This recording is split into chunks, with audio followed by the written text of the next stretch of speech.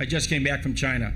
You'd be surprised how many people come up to me and talk about Dr. King and his legacy all the way through the world, and that's all they talk about, his peace movement that he provided even today.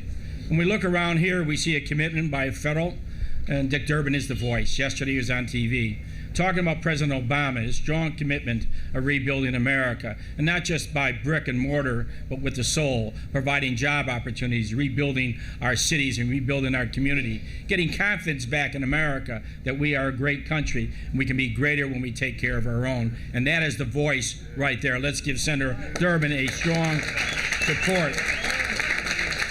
Tony Fredwinkle, who was great commitment of working on behalf of the whole county, of bringing the county together, both the city and suburban areas. She's done a tremendous job in a very short time. Congressman Davis, again, his voice for reentry people, a voice for affordable housing, again, continuing on the west side, a great commitment. But I want to thank all those that are assembled here, all the families that stayed here through the most difficult and challenging times. When we look back, we think about $6.5 million of loans and housing tax credit go in this immediately. Why? It's not just to build the building, but to rebuild souls. That's what we try to do.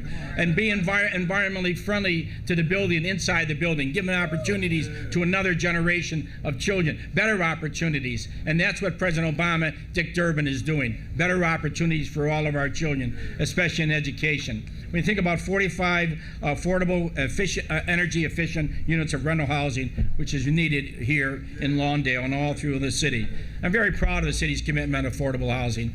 Yes, anybody can do better, but we have made a strong commitment. We've done a tremendous job with the help of all the aldermen, non-for-profits, for-profit banks, all coming together to really rebuild our city one block at a time. But after all that we see, we think 43 years ago, a person was assassinated here in this country. And prior to that was John F. Kennedy and Bobby Kennedy. We have learned nothing from that assassination. We still have too many guns in our society. We still have too many children being killed on a daily basis. And you go all the way down to Springfield, go down there. They want to pass legislation to allow people to carry a concealed weapon into a church, into a community, into a park, into businesses, but you can't go to a federal building. Can't go at all to a federal building. They have more guards than anyone else. Can't go to the courtroom. They have more guards. You have to protect the judges. You have to protect the lawyers. Why is it that they want to pass all the laws affecting people on the street, but not in their homes or not in their buildings? Now think of that, 43 years ago. He was assassinated. We have learned nothing from that assassination. We have learned nothing that guns are killing another generation of young people. There have to be more people to stand up, not those that have lost their loved ones, but anybody standing up on behalf of some child lost today or tomorrow or last week, not only here in Chicago, but in America. America's become silent. We're afraid of the big lobbyists. We're afraid of all the money that's accumulated in Springfield and Washington. NRA, National Rifle Association. Now think of that. It's bigger than anyone else. They say they have more money, more power.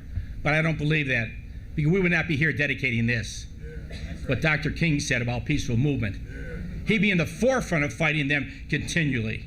I thank Pastor Gordon and all those that have helped us here tremendously on the west side of the city of Chicago. All those that have worked, regardless of what political affiliation, whether regardless of a endorsed candidate, it didn't matter. The one thing they said, the agenda, what is good for this community. And I thank all those that have been involved, especially the Lawndale Christian Development. This organization is the best I've ever seen to work with, not just on the west side, but any part of the city of Chicago. Congratulations and thank you.